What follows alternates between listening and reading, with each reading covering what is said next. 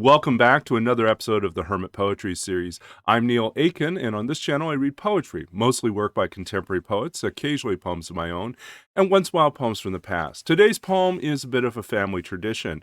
Every year at Christmas, my father would read to us Sullen Thomas's A Child's Christmas in Wales. Now, this is a little bit longer. It's actually probably somewhere between prose and poetry. I'd call it lyric essay. It's operating in the space of a kind of a fictionalized memoir, lots of imagery, lots of beautiful language, and originally began as a broadcast for the BBC that Sullen Thomas did. So I'm going to read it, and I will note that this is longer, so this will probably run, I'm not certain what the final count will be, somewhere between 15 and 20 minutes. But I will do my best to give it a solid, continuous read-through to the best of my abilities. So, well, just settle in. This is a Christmas tradition I'm passing on to each of you. A Child's Christmas in Wales. One Christmas was so much like another in those years around the Seatown corner now. And out of all sound except the distant speaking of the voices, I sometimes hear a moment before sleep that I can never remember, whether it snowed for 6 days and 6 nights when I was 12, or whether it snowed for 12 days and 12 nights when I was 6. All the Christmases rolled down towards the two-tongued sea like a cold and headlong moon, bundling down the sky that was our street. They stop at the rim of the ice-edged, fish-freezing waves, and I plunge my hands into the snow and bring out whatever I can find. In goes my hand into that wool-white belt-hung ball of holidays resting at the rim of the carol-singing sea, and out come Mrs. Prothero and the firemen. It was on the afternoon of the day of Christmas Eve, and I was in Mrs. Prothero's garden waiting for cats with her son Jim. It was snowing. It was always snowing at Christmas. December, in my memory, is white as Lapland, though there are no reindeer. But there were cats. Patient, cold, and callous, our hands wrapped in socks, we waited to snowball the cats. Sleek and long as jaguars and horrible whiskered, spitting and snarling, they would slink and slide over the white back garden walls, and the lynx-eyed hunters, Jim and I, fur-capped and moccasined trappers from Hudson's Bay off Mumbles Road, would hurl our deadly snowballs at the green of their eyes. The wise cats never appeared. We were so still, Eskimo-footed Arctic marksmen in the muffling silence of the eternal snows, eternal ever since Wednesday, that we never heard Mrs. Prothero's first cry from her igloo at the bottom of the garden, or if we heard it at all, it was to us like the far-off challenge of our enemy and prey, the neighbor's polar cat. But soon the voice grew louder. "Fire!" cried Mrs. Prothero, and she beat the dinner gong. And we ran down the garden with the snowballs in our arms towards the house, and smoke indeed was pouring out of the dining room, and the gong was bombulating, and Mrs. Prothero was announcing ruin like a town crier in Pompeii. This was better than all the cats in Wales standing on a wall in a row. We bounded into the house laden with snowballs. We stopped at the open door of the smoke-filled room. Something was burning, all right. Perhaps it was Mr. Prothero, who always slept there after midday dinner with a newspaper over his face, but he was standing in the middle of the room saying, "A fine Christmas," and smacking at the smoke with a slipper. "Call the fire brigade!" cried Mrs. Prothero as she beat the gong. "They won't be there," said Mr. Prothero. "It's Christmas."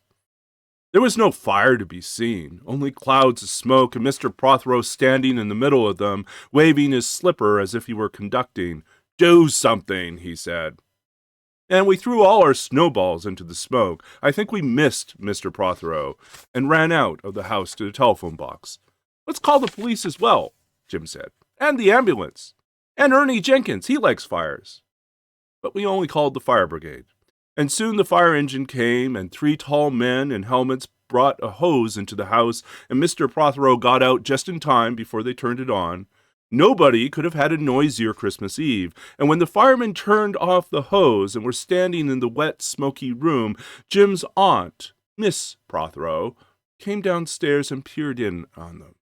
Jim and I waited, very quietly, to hear what she would say to them. She said the right thing always.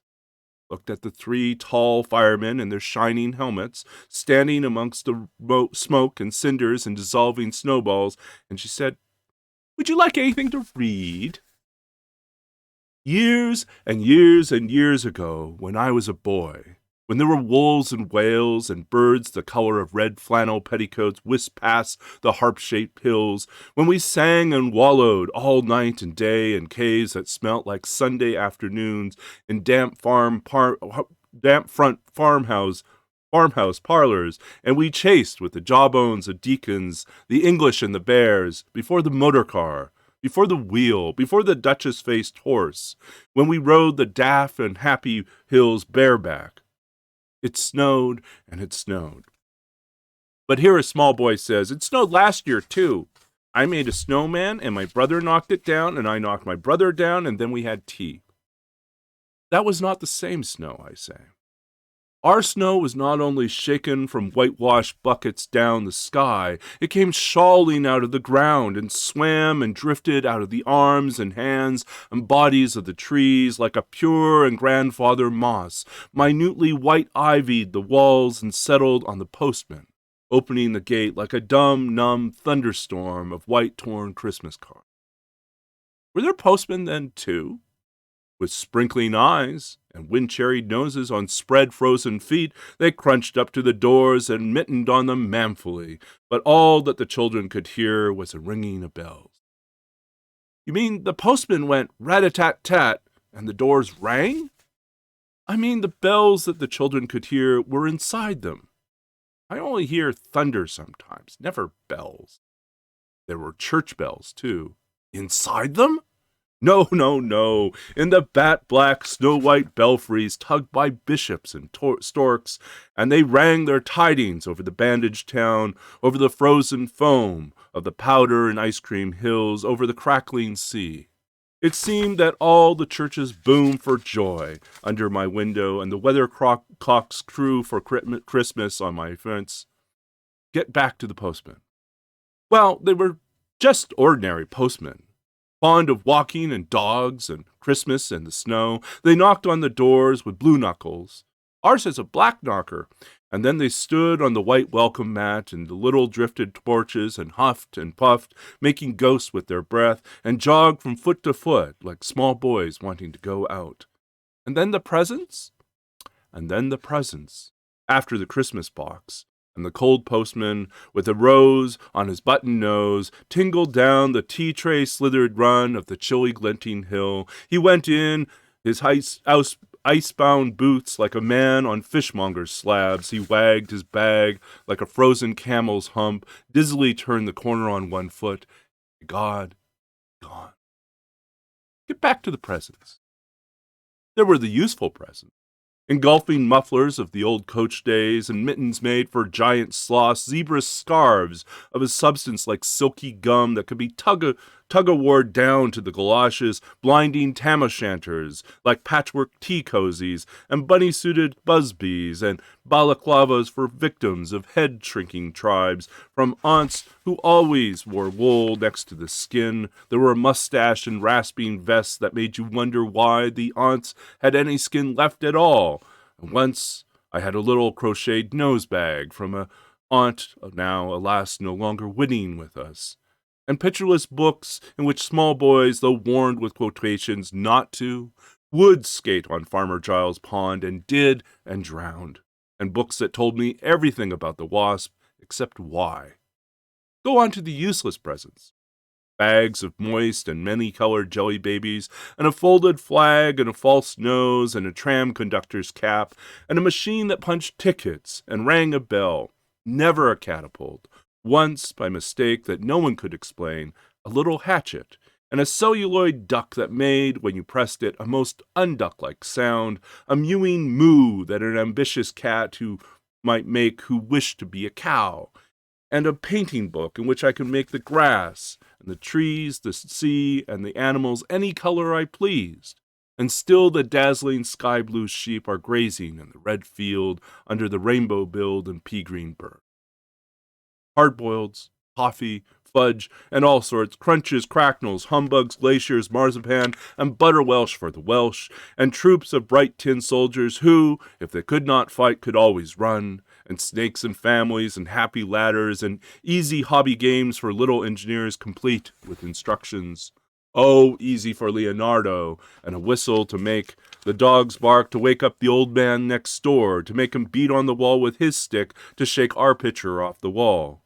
And a packet of cigarettes. You put one in your mouth, and you stood at the corner of the street, and you waited for hours in vain for an old lady to scold you for smoking a cigarette, and then, with a smirk, you ate it.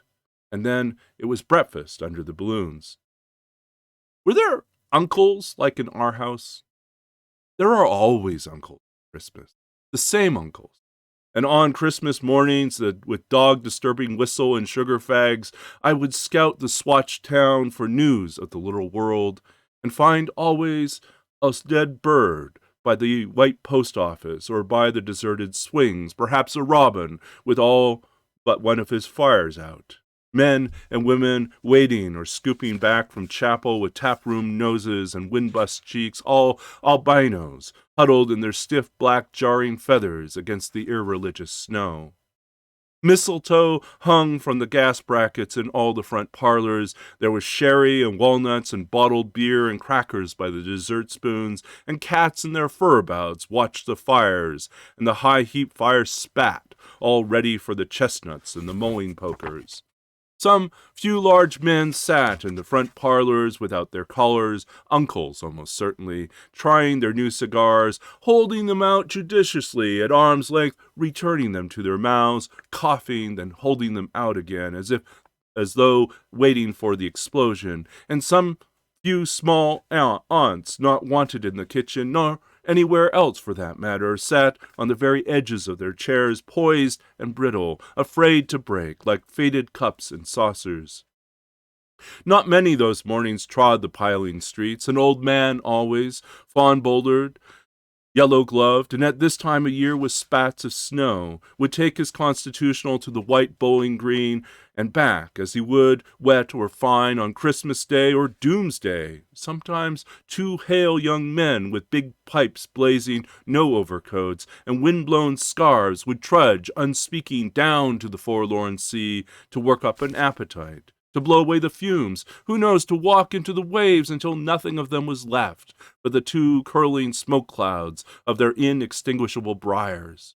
Then I would be slapdashing home, the gravy smell of the dinners of others, the bird smell, the brandy, the pudding and mince coiling up to my nostrils, when out of the snow-clogged side lane would come a boy, the spit of myself, with a pink-tipped cigarette and the violet past of a black eye, cocky as a bullfinch, leering all to himself. I hated him on sight and sound, and would be about to put my dog whistle to my lips and blow him off the face of Christmas, when suddenly he, with a violet wink, put his whistle to his lips, and blew so stridently, so high, so exquisitely loud, that gobbling faces, their cheeks bulged with goose, would press against their tinselled windows the whole length of the white echoing street. For dinner we had turkey and blazing pudding, and after dinner, the uncles sat in front of the fire, loosened all buttons, put their large, moist hands over their watch chains, groaned a little, slept. Mothers, aunts, and sisters scuttled to and fro bearing tureens. Auntie Bessie, who had already been frightened twice by a clockwork mouse, whimpered at the sideboard and had some elderberry wine. The dog was sick. Aunt Dosey had to have 3 aspirins, but Auntie Hannah, who liked port, stood in the middle of the snowbound backyard singing like a big-bosom thrush.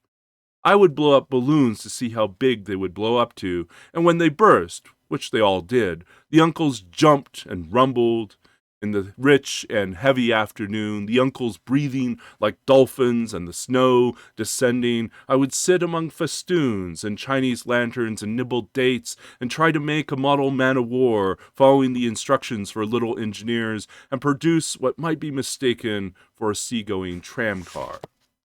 Or I would go out, my bright new boots squeaking into the white world onto the seaward hill to call on Jim and Dan and Jack, and to pad through the still streets, leaving huge, deep footprints in the hidden pavements. I bet people will think there have been hippos. What would you do if you saw a hippo coming down our street?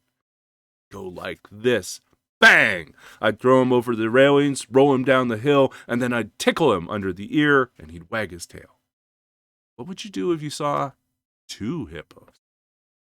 Iron-flanked and bellowing he-hippos clanked and battered through the scudding snow toward us as we passed Mr. Daniel's house. Let's post Mr. Daniel a snowball through his letterbox. Let's write things in the snow. Let's write Mr. Daniel looks like a spaniel all over his lawn. Or we walked on the white shore. Can the fishes see it's snowing? The silent, one-clouded heavens drifted on to the sea, and now we were snow-blind travelers lost on the North Hills, and vast dewlap dogs with flasks around their necks ambled and shambled up to us, baying Excelsior. We returned home through the poor streets, where only a few children fumbled with bare red fingers in the wheel-rutted snow and catcalled after us, their voices fading away as we trudged uphill into the cries of the dock birds and the hooting of ships out in the whirling bay. And then, at tea, the recovered uncles would be jolly, and the ice cake loomed in the center of the table like a marble grave. Auntie Hannah laced her tea with rum because it was only once a year. Bring out the tall tales now that we told by the fire as the gaslight bubbled like a diver. Ghosts hooed like owls in the long nights when I dared not look over my shoulder. Animals lurked in the cubbyhole under the stairs where the gas meter ticked. And I remember we went singing carols once, when there wasn't the shaving of a moon to light the flying streets. At the end of a long road was a drive that led to a large house, and we stumbled up the darkness of the drive that night, each one of us afraid, each one of us holding a stone in his hand in case, and all of us too brave to say a word. The wind through the trees made noises as of old and unpleasant, and maybe web-footed men wheezing in caves. We reached the black bulk of the house. What shall we give them? Hark the Herald? No, Jack said. Good King Wenceslas. I'll count 3. 1, 2, 3, and we began to sing, our voices high and seemingly distant in the snow-felted darkness round the house that was occupied by nobody we knew. We stood close together near the dark door. Good King Wenceslas last looked out on the feast of Stephen. Then a small, dry voice, like the voice of someone who has not spoken for a long time, joined our singing. A small, dry, eggshell voice from the other side of the door. A small, dry voice through the keyhole. And when we stopped running, we were outside our house. The front room was lovely. Balloons floated under the hot water bottle-gulping gas. Everything was good again and shone over the town. Perhaps it was a ghost, Jim said. Perhaps it was trolls, Dan said, who was always reading. Let's go in and see if there's any jelly left, Jack said. We did that. Always on Christmas night, there was music. An uncle played the fiddle, a cousin sang Cherry Ripe, another uncle sang Drake's Drum. It was very warm in the little house. Auntie Hannah, who had gone on to the parsnip wine, sang a song about bleeding hearts and death. And then another in which she said her heart was like a bird's nest. And then everybody laughed again. And then I went to bed, looking through my bedroom window out into the moonlight and the unending smoke-colored snow. I could see the lights in the windows of all the other houses on our hill and hear the music rising from them up the long, steadily falling night. I turned the gas down. I got into bed. I said some words to the close and holy darkness, and then I slept. That was Dylan Thomas, A Child's Christmas in Wales, as originally produced for the BBC. This is my reading of it, and it's in honor of my father, my late father, who passed away in 2007. After his death, the tradition fell to me, and so every year I read it for my family, for my mother and my sister and my nephews, and we celebrate in this small way, family tradition. One that has given us great joy over the years, and I would say has also been a big part of why I became a writer and why I gravitate towards poetry. The music of the English language, of any language, really. The music of image, music of sound, all these things coming together. An emotion, care, compassion, a love of the natural world, a sense of humor about each of us and our place within it. I'm grateful for these moments in literature and grateful to be able to share this tradition with you this season. And hope wherever you are and whatever is going on in your life that you're finding comfort and joy in the things that you're doing, that there is peace. The world, if not in the larger world within your home or in the confines of the space that you have, I'm wishing you all the very best this holiday season. And hoping that you find joy in your own creative process and that there is something of light and beauty discovered as you work. Even if you are traveling through dark spaces and difficult times, I'm grateful that we can also be connected through technology, through language, through art, um, and through listening to other as well as speaking. What a wonderful thing is language. What a wonderful thing is the printed word. And what a wonderful thing it is to share these things in a moment that can also be replayed, re-encountered, revisited time and time again. So thank you all, and wishing you all the very best. And we'll be back again soon in a couple days. If you enjoyed this series and this poem, please do read the description of the video for more information about Dylan Thomas and more information about the A Child's Christmas in Wales. And you can also find information about other projects I'm currently engaged with and working on. And just give this video a like if you like it. If you want to subscribe to the channel, that's great as well. If you want to share links to this video on social media, that's fantastic. In any case, we're on every Tuesday, Thursday, and Sunday, and we'll be back again soon enough with more poetry, probably more of the normal shorter 5-minute poetry readings, and more discussion, hopefully, as well. Until then, take care and be safe and well. Wishing you all happy holidays, Merry Christmas, and joy as we go into the new year. Till then, take care.